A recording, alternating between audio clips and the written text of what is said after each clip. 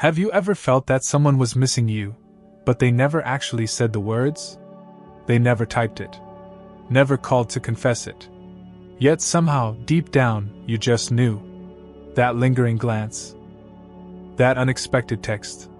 That strange silence followed by sudden presence. It's confusing, isn't it? Because in a world obsessed with verbal confirmation, we forget something powerful. Most real emotions are silent. Here's the problem.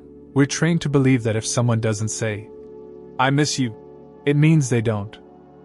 We're stuck in this rigid thinking that love and longing always show up loudly, that they need big words or grand gestures. But here's a truth most people don't realize. The deepest, "I miss you," often whispers, not shouts. And when we only look for what's said aloud, we miss the subtle, soul-stirring signs that someone still thinks about us. More often than we imagine. Think about it. How many times have you overlooked the signs because they weren't wrapped in dramatic declarations? How many times have you misread silence as indifference, when it was actually restraint, vulnerability, or even pride holding someone back? What if you've been someone's quiet obsession, and they've been saying, "I miss you," this whole time, just not with words? In this video, we're going to unravel the hidden language of longing. Because Stoic relationships aren't loud. They're deliberate, subtle, often restrained, but no less real. And once you learn to see through the noise of the world and into the actions that speak louder than words, you'll never misread these signs again. This isn't about wishful thinking or reading too much into things. This is about grounding yourself in emotional intelligence, in clarity, and in self-trust. You'll walk away from this knowing exactly what to look for. You'll start to notice what most people miss. And you might even realize someone you thought forgot you never really did. 1. They suddenly reappear in small, subtle ways. You ever notice how someone disappears from your life, only to quietly creep back in? Not with fanfare. Not with explanations. Just there, again. Subtly. Casually. And you might ask yourself, why now? It's not random. It never is. The truth is, when someone misses you but doesn't have the courage, or the clarity, to say it outright, their first instinct is to test the waters. It could be a meme, a random song link, a reaction to your story, a late night, "Hey, I just remembered this," text. Harmless on the surface, but underneath? It's layered. What they're really doing is saying, "I still think about you." But why don't they just say it? Why not come forward fully and admit they miss you? This is where Stoicism plays a role, not just as a philosophy, but as a human defense mechanism. People, especially those who felt rejected, wounded, or emotionally exposed in the past. A person may choose to show you they care without ever putting themselves in a position where they can be hurt again. Their reappearance is cautious, calculated, and yes, full of meaning. It's an emotional breadcrumb trail. But here's the challenge: many of us miss these signals entirely. We mistake silence for closure. We assume if someone hasn't reached out directly. Has anyone ever ghosted you, then popped up again out of nowhere? Did they send a harmless message but then linger in your mind long after? That's not just nostalgia. Resurfacing subtly feels safer. They want to see how you'll respond. Will you engage? Will you ignore them? Will you be cold or warm? Every small action you take becomes data for them. It's almost a test, one that lets them reconnect without full exposure. And often, this isn't about ego. It's about fear. Fear of being the one who cares more. Fear of giving power away. Fear of repeating old mistakes. So instead of risking a bold, "I miss you," they send something small, and wait. Now here's where you need to pause and reflect. Not realizing this tiny moment was actually a fragile emotional offering. This is where Stoicism invites us to pause, to observe without reacting impulsively. In Stoicism, there's power in restraint, but also in awareness. The person on the other side of your screen might be wrestling with their own emotional contradictions. They want to be near you but don't want to seem weak. They miss your presence but fear your indifference. And so they do what's safe. They appear in small, almost invisible ways. And yet, if you know how to read the emotional frequency, it's loud and clear. But how do you respond? That's the question only you can answer. And the answer depends on what you want, and how much you're willing to risk. Do you meet their energy with equal subtlety? Do you open the door further?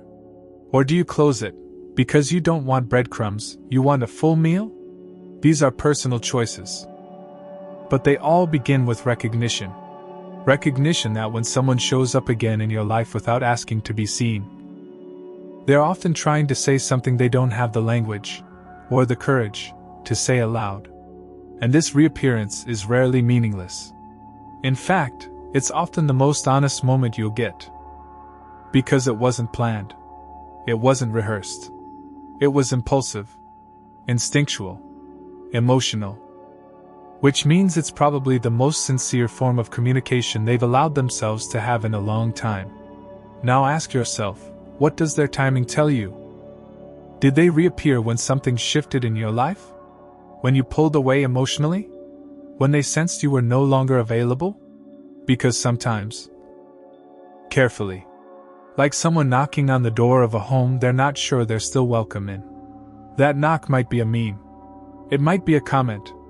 It might be a text at 11:43 p.m. that says, "Hey, just saw this and thought of you." It's small, but it's loaded. And once you learn how to see that, you'll never unsee it. You'll begin to notice how many people try to return to the spaces they once took for granted. You'll see how many people miss you silently, not because they don't care, but because their pride is louder than their pain. And in a world where everyone's trying to play it cool, the smallest act of reappearance might be the loudest confession of all. In Stoic relationships, what's unsaid is often more powerful than what's declared. Actions are quiet, but consistent. Signals are minimal, but intentional. When someone returns to your orbit without needing to announce themselves, it's not passive, it's purposeful. They're watching, waiting, hoping. Maybe you'll engage. Maybe you won't. But either way, their return is not by accident. It's emotional strategy. Stoicism reminds us not to assume, not to overreact, not to rush in. It asks us to observe, to understand, and then to act with clarity, not impulse. So when someone reappears in these small, subtle ways, don't immediately label it as manipulation or indecision. See it for what it often is: a quiet emotional risk. A soft knock on the door of connection. An unspoken, "I miss you," wrapped in digital paper. You don't need to open the door wide. You don't need to invite them back in. But you do need to recognize the knock. Because once you do, you take back control, not just of the situation, but of your own emotional awareness. That's what Stoic relationships teach us. That maturity isn't found in declarations, but in discernment. That presence, however small, is rarely meaningless. That sometimes, the loudest feelings wear the quietest clothes. 2. They bring up old memories on purpose. When someone misses you but isn't ready to admit it, they often lean into the past as a safer place to connect with you emotionally. They don't say, "I miss you," but they'll say, "Remember that time we..." And suddenly you're back in that old moment with them, laughing at something that once bonded you, reliving a snapshot in time that neither of you has fully let go of. This isn't just nostalgia. It's emotional proximity. It's their way of reaching out without stepping forward. Because revisiting the past feels less vulnerable than confronting the present. When someone brings up shared memories, they're drawing attention not just to what was, but to what still matters. They don't bring up a funny story for the sake of humor. They do it because that story includes you. You were part of that moment, part of that version of their life where things felt good, or meaningful, or alive. This is where their longing hides, in those details, in those carefully chosen callbacks. But why do they do this instead of simply expressing how they feel? Because memory feels safe. Memory has already happened. There's no risk in bringing up the past, but there's immense risk in expressing present emotions that might not be returned. So they hide in the safety of, "Do you remember?" while their heart is screaming, "I miss us." It's subtle, but it's deliberate. And if you're not paying attention, you might laugh along without realizing they're trying to reopen the emotional door just a crack. What's interesting is that the memories they choose to bring up are rarely random. They're targeted. They'll mention a road trip, a late-night conversation, a moment where you were especially close. They don't bring up fights or distance, they bring up warmth. They remind you of the moments where you both let your guard down. That's not a coincidence. It's a bid for reconnection, masked as a harmless reference.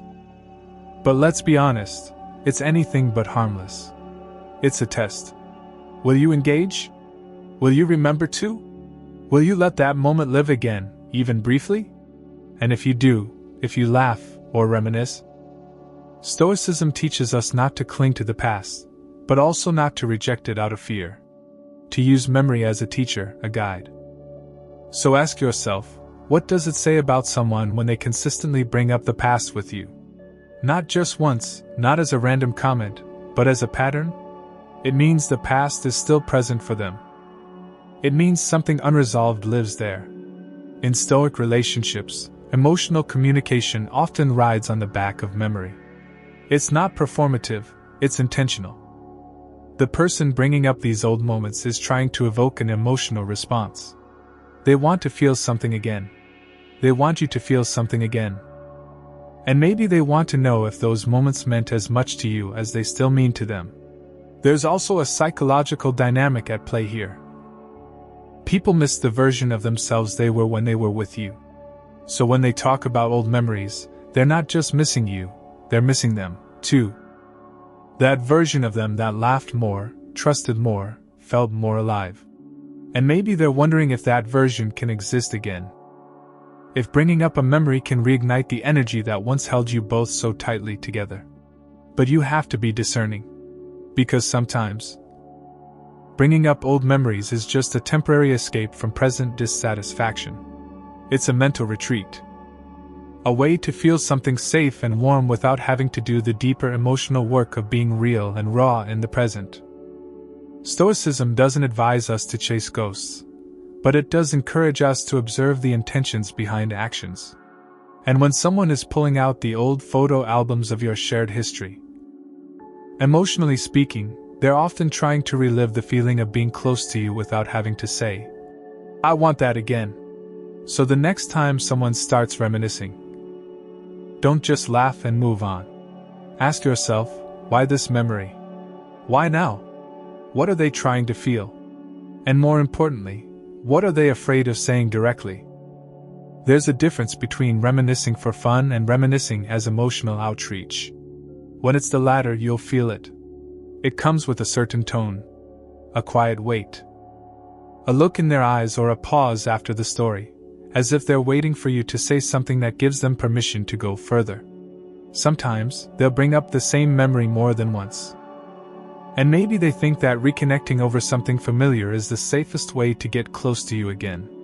Stoic relationships are often built not on overt passion, but on depth, intention. Right. That's a clue. That's their emotional GPS telling you where they wish they could go back to. But memory can be a double-edged sword. If you let yourself get too swept up in it, you might start reliving a connection that no longer exists in the same form. Stoicism asks us to observe our emotions, not become ruled by them. So the key is awareness, knowing what's happening underneath the surface so you can respond from strength, not sentimentality. And still, you can't deny that when someone keeps reaching into the shared past, they're reaching for you. They may not say, "I miss you," but their memory has already said it 100 times. There's so much more ahead. 3. They stay updated on your life from a distance. There's a certain kind of silence that speaks louder than words, when they're not texting, not calling, not reaching out directly, but somehow, they still know what you're up to. It's emotional surveillance, a quiet way of staying close to you without crossing the threshold of real conversation. And that choice, that pattern, that behavior, is them saying, I still care. But I'm not ready to be vulnerable. This is one of the most telling signs of someone missing you under the surface. They won't reinsert themselves fully into your life. But they don't want to feel left out of it either. So they hover. They observe. They watch your digital footprint, your updates, your moments. In Stoic Relationships, this form of distant attentiveness is both a signal of interest and a shield against rejection. Stoicism teaches discipline over impulsivity, so even when someone deeply misses you, they might hold themselves back from reaching out in obvious ways. Instead, they rely on observation, because observation costs less pride than confession. But let's be real, when someone takes the time to stay in tune with your life without actually being part of it, that's not indifference. That's emotional management. It's curiosity wrapped in fear. A person who doesn't care doesn't keep tabs. A person who's truly over you doesn't check if your stories have a new energy, a new face, a new tone. But someone who's not ready to let go, they watch. They monitor. And they do it quietly, because it's the only way they can stay emotionally connected without having to confront what they're really feeling. Why? Because confrontation requires clarity. And clarity demands courage. Not everyone is ready for that. Especially in Stoic relationships, where emotional restraint is prized, people often choose proximity over directness. They choose to stay informed. From a distance. Behind a screen. Behind a layer of emotional armor. But let's ask the real question here. Why does someone who doesn't want to talk to you still need to know what you're doing? Why does someone who says nothing still care about where you've been, who you're with, how you're living? It's because part of them still identifies with your world. They still feel emotionally invested in your narrative. Even if they're no longer playing a role in it, they're still reading the script. That alone is a message. And if you're the kind of person who's intuitive, you've probably felt it. That eerie sense that someone is watching your life unfold. That maybe the post you made wasn't just for your followers, but for the one follower who never comments, never replies, but never misses a moment. It's not paranoia. It's presence. And it's real. They may not be in your messages, but they're in your view count. And every view is a whisper. A small, quiet, modern form of, I still care. Some will say this is meaningless. That social media behavior is just habit. But let's be honest with ourselves. We know the difference between passive scrolling and intentional checking. We know when someone has gone out of their way to stay updated. We know what it means when they show up again, liking your photo at just the right time. Or when they disappear for days, then suddenly start watching everything again. These are patterns. And patterns mean intention. In Stoic relationships, intention is everything. Nothing is done by accident. Especially not emotional behavior. So when someone keeps their distance but can't seem to detach fully, it's not indecision, it's emotional caution. They're trying to manage the conflict between missing you and protecting themselves. And that's not weakness.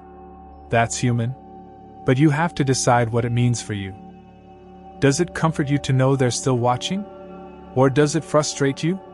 Because emotional proximity without participation can feel like a tease.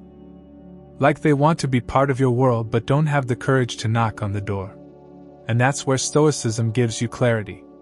It tells you, don't chase the watcher. Sometimes people stay updated because they want to know they're not fully forgotten. Because your story still validates theirs. Because seeing you reminds them of something they can't quite recreate with anyone else. And yes, sometimes it's just comfort. A way to stay connected without engaging. But here's the truth. The ones who linger, the ones who stay silent but still visible, those are the ones who haven't fully closed the emotional loop. And in a world where it's easier to double tap than to speak from the heart, their digital attention becomes the new currency of connection. But don't let that attention define your value. You are not the sum of their curiosity. You are not validated by their watching. Stoicism teaches us to be complete within ourselves, regardless of who observes us. But still, it's worth noticing. Because if someone consistently stays connected from afar, it means they're still emotionally attached in some form. And even if they won't say it, their behavior says, "I miss knowing what your life looks like. I miss being part of your world. I miss you." And while it's not a grand confession, it's a breadcrumb. One you can follow if you choose, but only if you know your worth and move with clarity, not emotional hunger. Stoic relationships thrive on self-awareness. They don't beg. They don't chase. They recognize the signs for what they are, and respond from wisdom, not woundedness. So next time you notice that silent watcher in your story views, ask yourself, what are they really looking for? What are they hoping to see? And are they ready to do more than observe?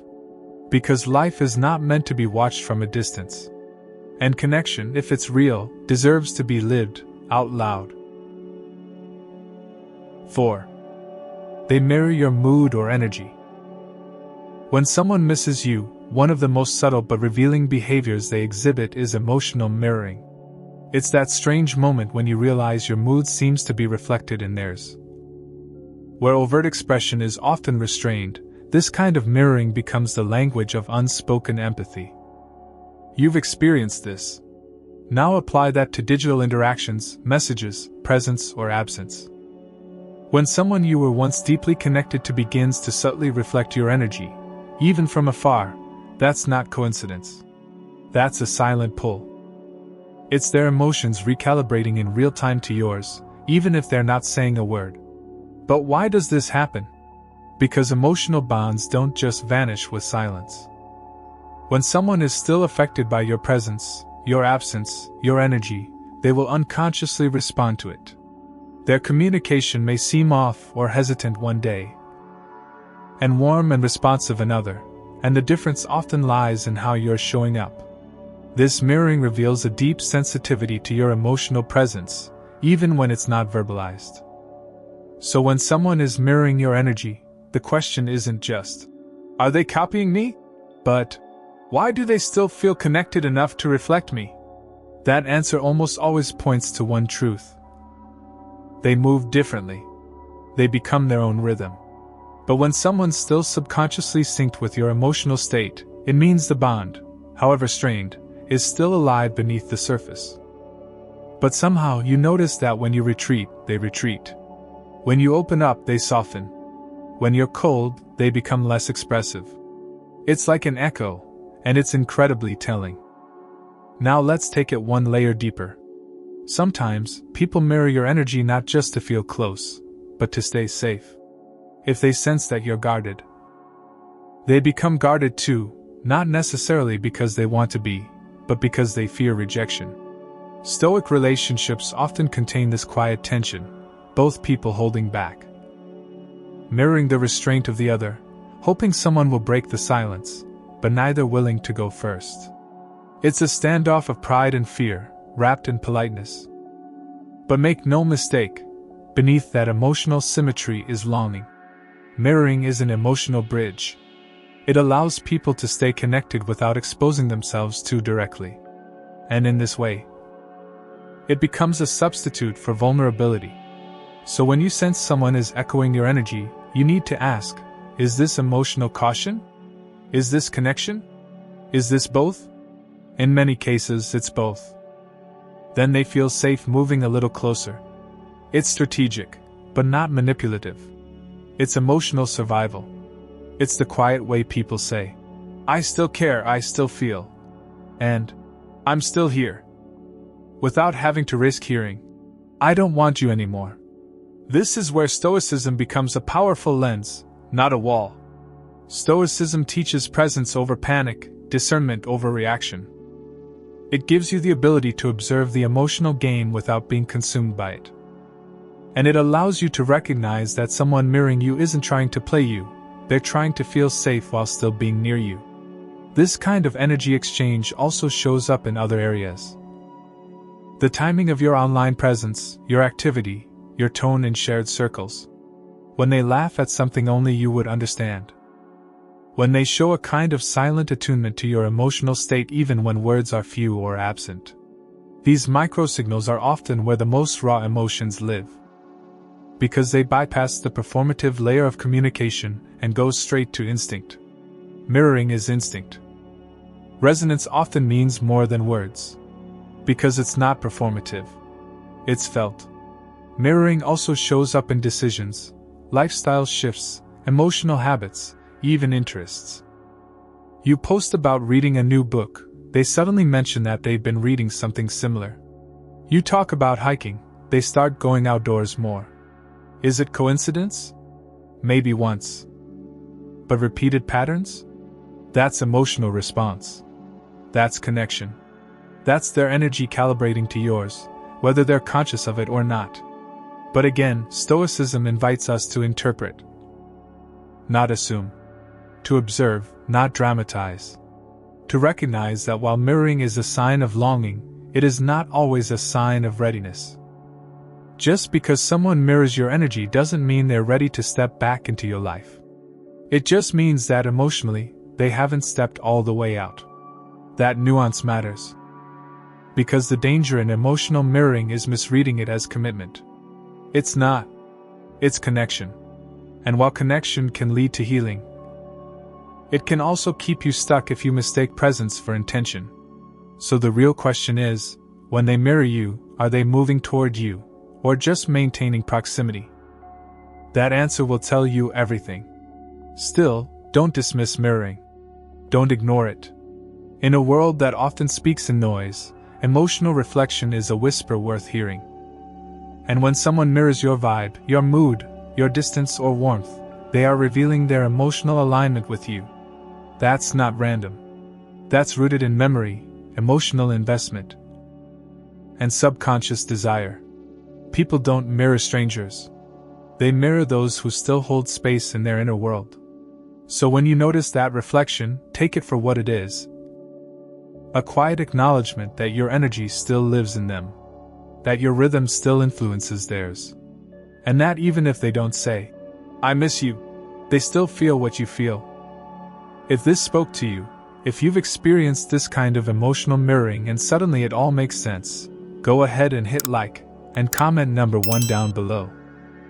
I'd love to hear how this has shown up in your life. And if you're enjoying this deeper perspective on human connection and Stoic relationships, be sure to subscribe so you never miss what comes next. We're just getting started. 5. They try to be helpful out of nowhere.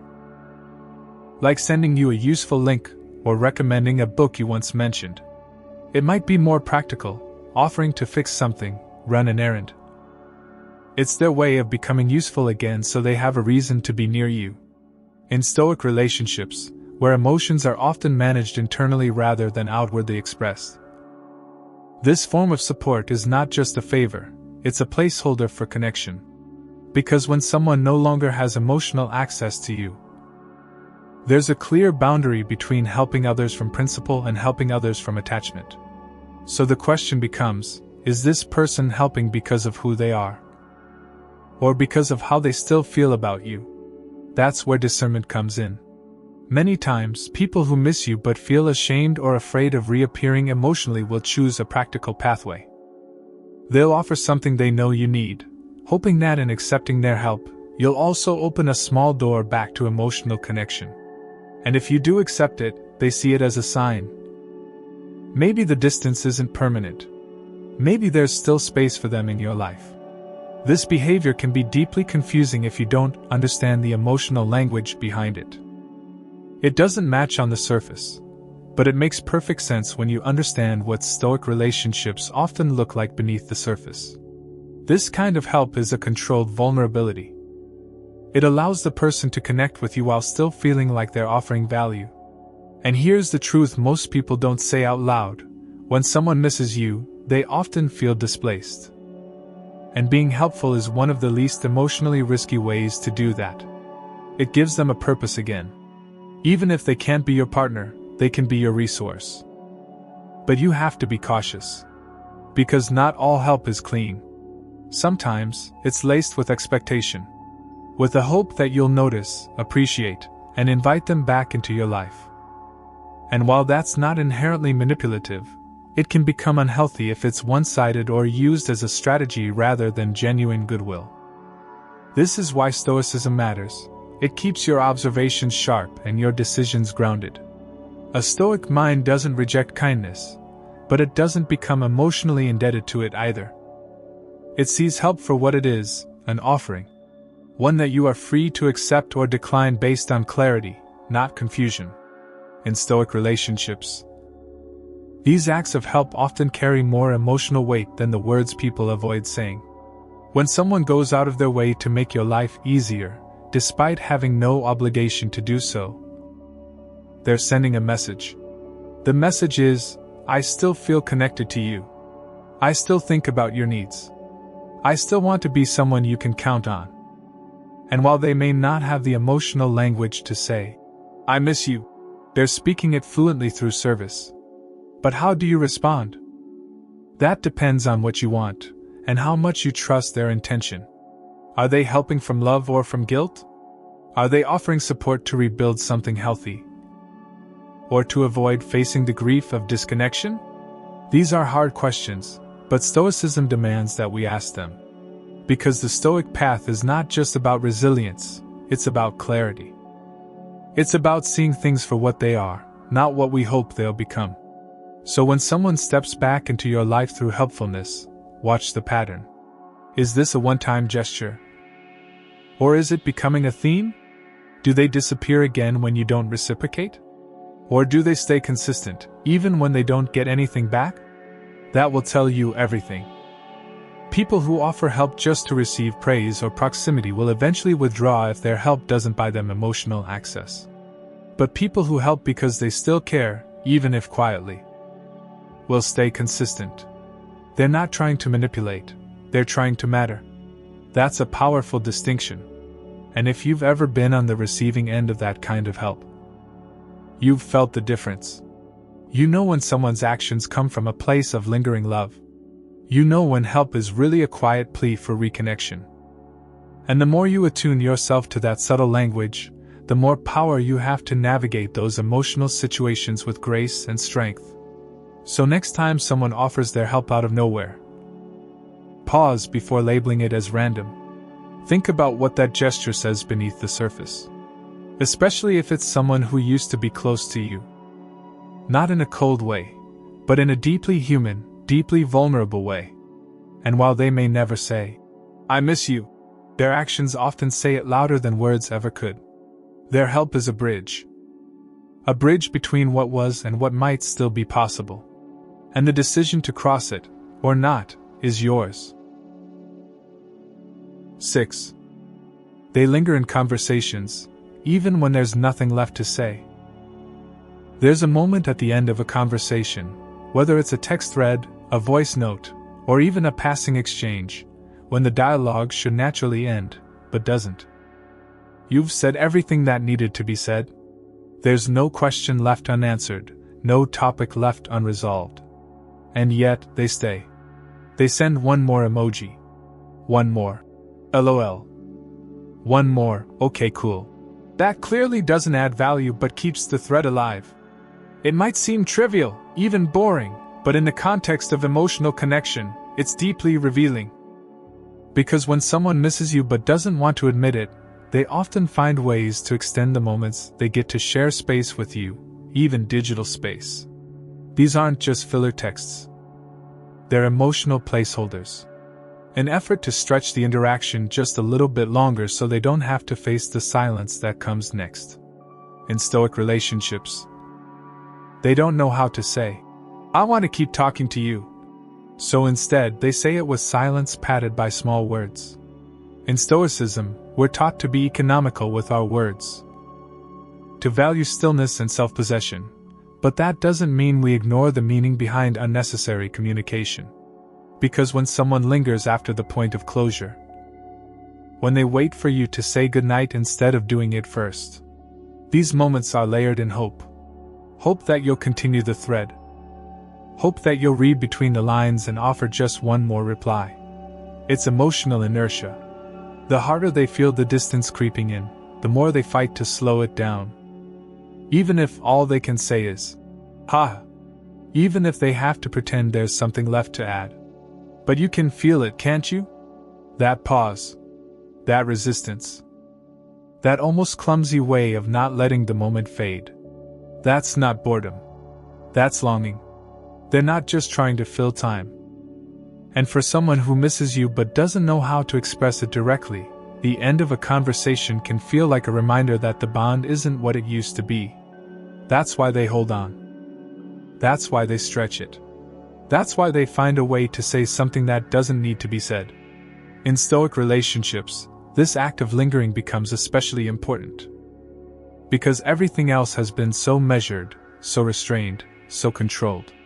So when they allow themselves to stay, without needing a reason, they're exposing something soft beneath the stoicism. And that softness, that emotional leak, is where the truth lives. Because people don't linger in conversations they don't care about. They don't extend exchanges that feel empty. Longing, they stay. They stall. And often, they don't even realize they're doing it. It's instinct. A quiet plea for one more moment in your emotional orbit. And you'll feel it most when they could have easily ended the exchange, but didn't. When they say goodnight, but follow it up with something else. And that attachment isn't always about rekindling a relationship. It might just be about keeping the emotional memory warm. But either way, it's a form of presence. It's their way of saying, "I miss being part of this," without risking the direct admission. So the question becomes, what do you do when you feel someone lingering like that? Do you meet them in the silence? Do you continue the exchange? Or do you let the moment fade, knowing that closure, even when gentle, is sometimes the kindest thing? That's where Stoicism provides guidance. It doesn't tell you what to do. It shows you how to be clear within yourself. Someone is still trying to be near you. Someone is stretching time with you because they're not ready for it to end. That's not weakness. That's humanity. And if you've ever done it yourself, you know exactly what it feels like. That pause. That delay. That moment when your heart says, "Just one more message." Even when your mind says, "This conversation is over." It's relatable. It's real. And in Stoic relationships, it's one of the last remaining signs of emotional vulnerability. Because it means they're still tethered to the connection in some small way. It means you still matter. It means the silence that follows feels heavy. And in a world where most people have moved on to fast, forgettable conversations, someone who chooses to linger is someone who still feels. That's worth recognizing. So if you've experienced this, if someone keeps showing up at the end of conversations that should have ended, if they keep finding ways to stay present just a little longer, know that you're not imagining it. You're witnessing a quiet truth. You're seeing someone say, "I miss you," not with declarations, but with hesitation. Not with confession, but with continuity. And if this message helped you recognize something real in your own life, like this video and comment number 1 down below. I want to hear about your experiences with this kind of silent closeness. And don't forget to subscribe for more insights into human behavior, emotional signals, and Stoic relationships, because sometimes, what people don't say tells you everything you need to know. It doesn't come wrapped in roses or romance, or some overly cinematic expression of longing. Instead, it shows up in fragments, in patterns, in the quiet. Especially in its rawest and most unresolved form, doesn't always come with subtitles. You have to train yourself to feel the frequency of emotional presence even when the words fall away. And in many ways, that requires discipline, detachment, and maturity, the same foundations that Stoicism promotes. In Stoic relationships, people often withhold not because they don't feel, but because they feel too much and don't trust themselves, or others, with that vulnerability. So they communicate in safe ways. Through timing. Through silence. Through tiny bridges of interaction. They offer nostalgia. They show up digitally. They offer help. They reflect your mood. They linger. And all of those actions come from the same place, unspoken attachment. What matters more than whether they say the words is whether you know how to recognize the language they do speak. Because emotional signals are everywhere if you know where to look. And it's not about decoding people to manipulate them or overanalyze them. It's about understanding human nature in its most authentic form. No one is completely detached. Even the most stoic individual has emotional traces that leave footprints. And even someone who once walked away might still circle back in quiet ways, not always hoping to restart something. The next step is deciding what that recognition means to you. Just because someone is showing signs they miss you doesn't mean they're ready to love you in the way you deserve.